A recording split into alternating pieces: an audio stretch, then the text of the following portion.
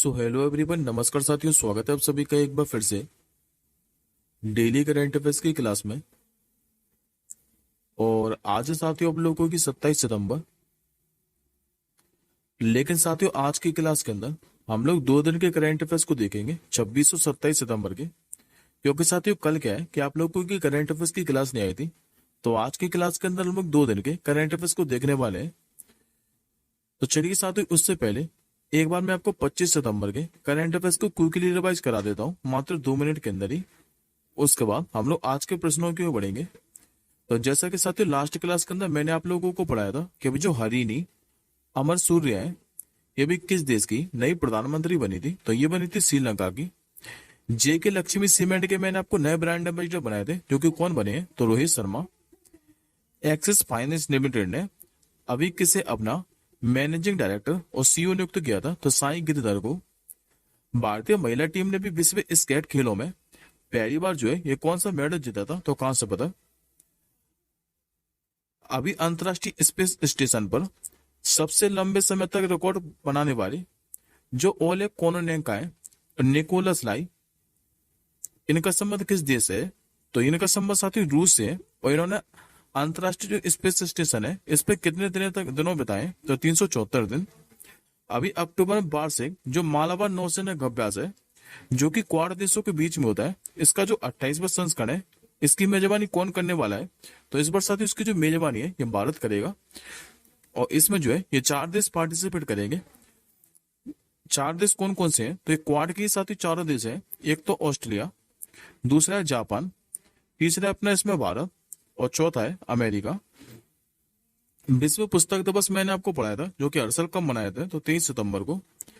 Mother मेरी comes to me ये पुस्तक किसने लिखी है, जिसके 2025 में लॉन्च किया जाएगा, तो ये साथी फेमस राइटर है अरुंधति रॉय। 2024 पोलिस अंतर्राष्ट्रीय जो बैडमिंटन चैंपियनशिप है, इसमें महिला एकल का जो खिताब है ये किसने जीता था, तो अनमोल खरब ने। और लास्ट क्वेश्चन मैंने आपको पढ़ाया था कि जो ऑस्कर अवार्ड है 2025, इसके लिए बाद की भी किस फिल्मों को ऑफिशियल एंट्री मिली थी, तो लापता लेडीज को। आई होप साथियों को 25 सितंबर के सारे करंट अफेयर्स के क्वेश्चन क्लियर होंगे। अब हम लोग आज के प्रश्नों की ओर बढ़ते हैं। तो आज के साथियों का जो पहला क्वेश्चन है ये मुख्य न्यायाधीश से रहने वाला है। आप लोगों से पूछ रहा है कि अभी जो उत्तराखंड उच्च न्यायालय है, यहाँ का भी जो नया मुख्य न्यायाधीश है ये किसे नियुक्त किया गया है, तो ये बना दिया साथियों नरेंद्र जी को। करेक्ट आंसर होगा आपका ऑप्शन नंबर बी। ये जो आपको इमेज में दिखाई दे रहे हैं ये नरेंद्र जी, और इनको भी ऋतु भारी जी के स्थान पर उत्तराखंड उच्च न्यायालय का नया मुख्य न्यायाधीश बना दिया है। अच्छा साथियों, अगर आप लोगों को याद हो तो अभी मैंने आपको रिसेंटली 8 नए उच्च न्यायालय के मुख्य न्यायाधीश पढ़ाए थे। वो आपको एक बार सारे के सारे रिवाइज करा देता हूँ, और सारे के सारे ये साथी नए ही बने। जैसे कि मैंने अभी आपको बताया था कि जो मनमोहन है, इनको भी दिल्ली हाई कोर्ट का मुख्य न्यायाधीश बनाया गया है। राजीव सकदर की बात करें तो ये हिमाचल प्रदेश के बने थे। सुरेश कुमार कैत की बात करें तो ये बने थे मध्य प्रदेश के भी। इंद्र प्रसन्न मुखर्जी की बात करें तो इनको मेघालय का बनाया गया था। नितिन मधुकर जामदार, इनको भी केरल उच्च न्यायालय का मुख्य न्यायाधीश बनाया गया था। तासी रबस्तान की बात करें तो ये जम्मू कश्मीर और लद्दाख के बने थे। के आर श्रीराम की बात करें तो ये बने थे भी मद्रास हाईकोर्ट के। और एम एस जो रामचंद्र राव है, इनको भी झारखंड हाईकोर्ट का मुख्य न्यायाधीश बनाया गया है। अब बात करते साथियों हम लोग उच्च न्यायालय के बारे में, तो याद रखेंगे वर्तमान भारत में जो है ये टोटल 25 उच्च न्यायालय है। और भारतीय संविधान के साथ जो अनुच्छेद 214 है, 214 से लेकर 231 तक उच्च न्यायालय के प्रावधानों से क्या है के संबंधित है। लेकिन उच्च न्यायालय के अगर मुख्य न्यायाधीश की नियुक्ति के बारे में पूछे तो भारतीय संविधान के अनुच्छेद 217 के खंड 1 के तहत की जाती है। अच्छा, नियुक्ति करता कौन है, तो भारत के राष्ट्रपति। और जबकि मुख्य न्यायाधीश को शपथ कौन दिलाते हैं, तो राज्य के राज्यपाल। अब आज के दूसरे क्वेश्चन की ओर बढ़ते हैं। आज के साथ आप लोगों से दूसरा क्वेश्चन पूछ रहा है कि अभी किसने 44 वर्षों में पहली बार इंटर कॉन्टिनेंटल बैलिस्टिक मिसाइल, जिसका नाम है DF-41, इसका सफलतापूर्वक अभी परीक्षण किया है। तो ऐसा करने वाला साथियों जो देश बना है जिसने भी 44 वर्षों में पहली बार intercontinental ballistic missile DF-41 का सफलतापूर्वक परीक्षण किया है, यह बना भी चीन देश। सही आंसर होगा ऑप्शन नंबर डी। दरअसल साथियों भी चीन ने क्या है कि जो प्रशांत महासागर है, यहाँ पर एक अंतर महाद्वीप है जो बैलिस्टिक मिसाइल है, इसका भी परीक्षण किया है। और ऐसा साथी चला 44 साल में पहली बार हुआ है जब चीन ने समुद्र के ऊपर इंटरकॉन्टिनेंटल बैलिस्टिक मिसाइल का सफलतापूर्वक परीक्षण किया है। ये जो साथियों मिसाइल है ये 12,000 किलोमीटर की दूर पार करते हुए प्रशांत महासागर और ऑस्ट्रेलिया के आसपास गिरी है। और एक मिसाइल साथियों ये जो चीन की है DF-41, ये 3 से 8 टारगेटों को हिट कर सकती है। और ऐसा साथियों बताया जा रहा है कि ये जो मिसाइल है ये अमेरिका की मुख्य भूमि तक पहुंचने में भी सक्षम है। हालांकि साथियों इससे पहले चीन ने कहा है कि 1980 के अंदर इंटरकॉन्टिनेंटल बैलिस्टिक मिसाइल DF-5 का परीक्षण किया था। और अब ऐसा 44 वर्षों में पहली बार हुआ है कि जब चीन ने इंटरकॉन्टिनेंटल बैलिस्टिक मिसाइल DF-41 का सफलतापूर्वक परीक्षण किया है। बात करते साथ हम लोग चीन की, तो चीन की राजधानी बीजिंग, मुद्रा के चलती है तो रेन बिंगबिन, और राष्ट्रपति आप लोग जानते हैं जो कि सी जिनपिंग। अब आज के तीसरे क्वेश्चन क्यों बढ़ते हैं। आज के साथ को जो तीसरा क्वेश्चन है ये इंडेक्स से संबंधित रहने वाला है। आप लोगों से पूछ रहे हैं कि अभी जारी जो एशियाई पावर इंडेक्स है 2024, इसमें भारत की जो है ये रैंक क्या रही है। तो इसमें साथियों जो भारत की रैंक है इस बार तीसरी रही है। करेक्ट आंसर होगा ऑप्शन नंबर सी।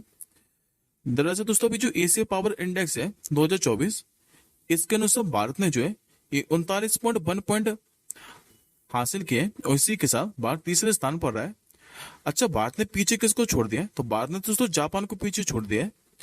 अब बात करते हैं हम लोग शीर्ष स्थान वाले देशों के बारे में। तो याद रखेंगे जो संयुक्त राज्य अमेरिका है ये 81.7 पॉइंट के साथ पहले स्थान पर है। उसके बाद चीन जो है ये 72.7% पॉइंट के साथ दूसरे स्थान पर, जबकि जापान जो है ये 38.9 पॉइंट के साथ तीसरे स्थान पर है। अब आज का चौथा क्वेश्चन देखिए। आज का साथियों लोगों से चौथा क्वेश्चन पूछ रहा है कि जो 41वें भारतीय तटरक्षक कमांडरों का सम्मेलन है, इसका भी जो उद्घाटन है ये किसने किया है। तो इसका साथी जो उद्घाटन है ये भारत के रक्षा मंत्री राजनाथ सिंह जी के द्वारा किया है। सही उत्तर होगा ऑप्शन नंबर बी। अभी भारत के जो रक्षा मंत्री हैं राजनाथ सिंह, इन्होंने भी 24 सितंबर को नई दिल्ली में 41वें जो भारतीय तटरक्षक कमांडर सम्मेलन है इसका उद्घाटन किया है। और इस सम्मेलन में साथी जो वरिष्ठ कमांडर है, इसमें भारत के समुद्री हितों के लिए महत्वपूर्ण और विभिन्न मुद्दों पर क्या है कि विचार विमर्श किया गया है। बात करते साथ में इंडियन कोस्ट गार्ड के बारे में, यानी कि भारतीय तटरक्षक बल के बारे में, तो याद रखेंगे इसकी जो स्थापना है 1 फरवरी 1977 को हुई थी। इसलिए हर साल 1 फरवरी को इंडियन कोस्ट गार्ड डे भी मनाया जाता है। मुख्यालय इसका आपको देखने को मिलेगा नई दिल्ली के अंदर। और इसका साथियों उद्देश्य क्या है, तो शांति काल में भारतीय समुद्र की सुरक्षा करना, और ये रक्षा मंत्रालय के अधीन जो है ये काम करता है। और एक क्वेश्चन साथियों आप लोग और याद रखिएगा कि अभी जो भारतीय तटरक्षक बल के महानिदेशक थे, नाम जिनका राकेश पाल, इनका भी साथियों हार्ट अटैक से क्या है कि निधन हो गया था। तो इनका आप लोग नाम याद रखिएगा। अब आज का पांचवा क्वेश्चन देखिए। आज का आप लोगों से पांचवा क्वेश्चन पूछ रहा है कि अभी जो भारतीय अंतर्राष्ट्रीय फिल्म महोत्सव है 2024, इसका जो आयोजन है यह कहां पर किया जाएगा। तो साथियों जो भारतीय अंतर्राष्ट्रीय फिल्म महोत्सव है इसका आयोजन जो हर साल है ये गोवा के अंदर ही किया जाता है। करेक्ट आंसर होगा ऑप्शन नंबर सी। और इस बार साथियों जो भारतीय अंतर्राष्ट्रीय फिल्म महोत्सव है 2024, इसका जो आयोजन है इस बार ये 20 से लेकर 28 नवंबर तक आयोजित किया जाना है। और यदि आप लोगों से पूछे कि ये जो अंतर्राष्ट्रीय फिल्म महोत्सव है इसका इस बार कौन सा संस्करण है, तो इस बार इसका साथियों 55वां संस्करण है।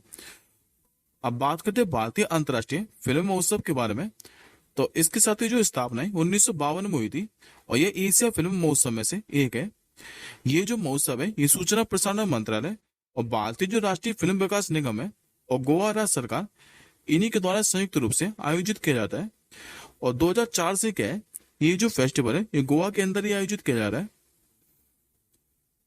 अब आज का छठवां क्वेश्चन, आज का साथियों आप लोगों से छठवां क्वेश्चन पूछ रहा है कभी उड़ीसा राज्य का जो एकलव्य पुरस्कार है 2024, यह भी किसे प्रदान किया गया है।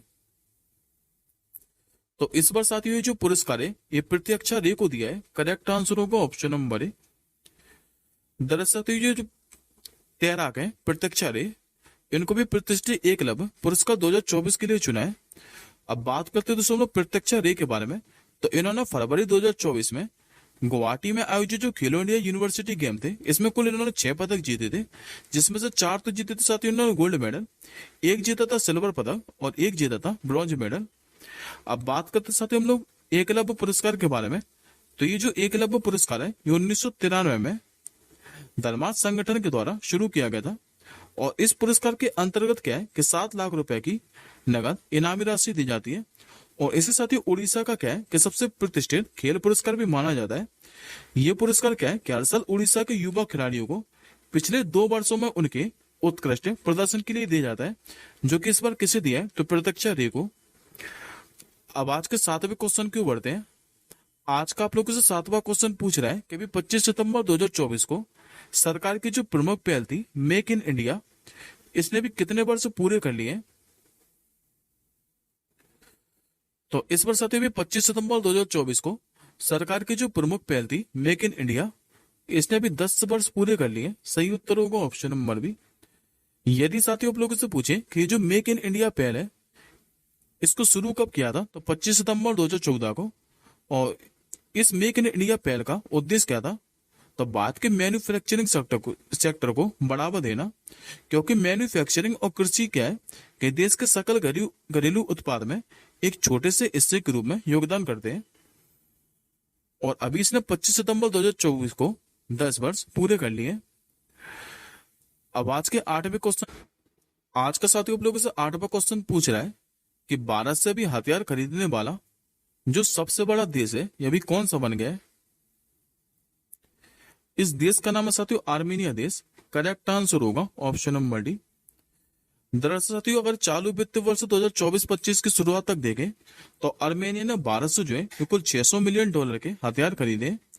और इन $600 मिलियन के हथियार में क्या क्या शामिल है, तो इसने Pinaka multi launch rocket system खरीदा है भारत से, Akash anti aircraft system, howitzer anti tank rocket और एंटी ड्रोन उपकरण और कुछ गोला बारूद आदि खरीदे।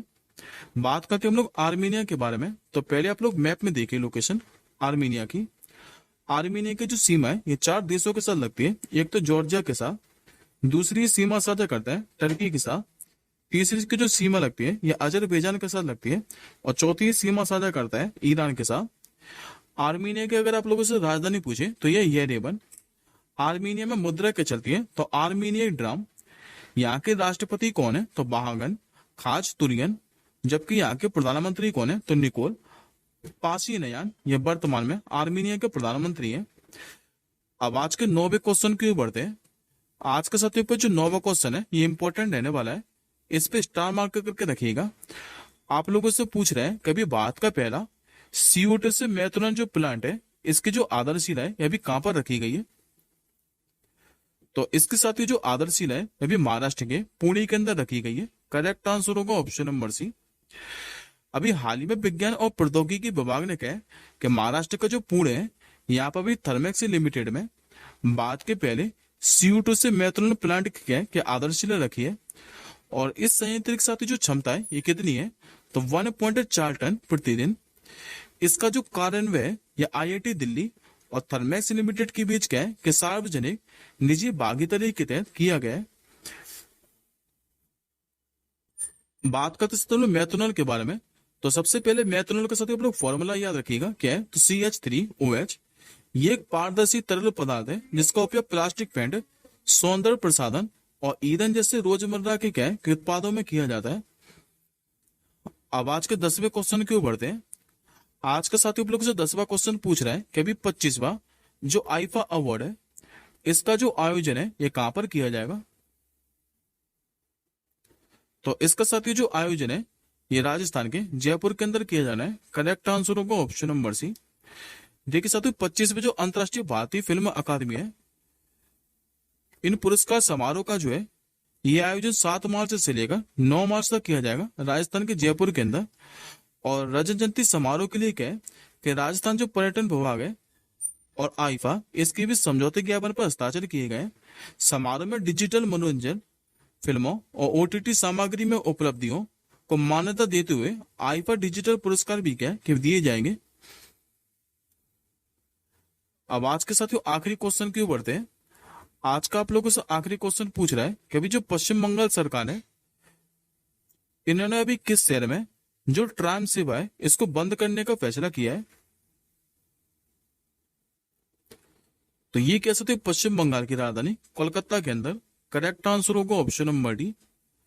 दरअसल ये पश्चिम बंगाल सरकार ने कहा है कि कोलकाता के शहर के क्या है खूब कुछ हिस्सों को छोड़कर शहर के ऐतिहासिक जो ट्राम सेवा है इसको बंद करने की योजना बना रही है। और ये साथ जो ट्राम सेवा है ये बंद करने का कारण क्या है? तो शहर में साथ ट्राम प्रणाली क्या है कि जो ट्रैफिक जाम है इसका एक प्रमुख कारण बन रहा है। और यदि आप लोगों से पूछे कि जो ट्राम सेवा है इसको शुरू किसने किया था, तो 1873 में के अंदर अंग्रेजों के द्वारा ये ट्राम सेवा को शुरू किया गया था। बात करते हैं दोनों पश्चिम बंगाल के बारे में, तो राजधानी में आपको पहले ही बता चुका हूँ जो कि कोलकाता। राज्यपाल कौन है यहाँ के, तो सीबी आनंद बोस। जबकि मुख्यमंत्री आप सभी जानते हैं जो कि ममता बनर्जी। ये साथियों आज का आपका क्वेश्चन ऑफ द डे है।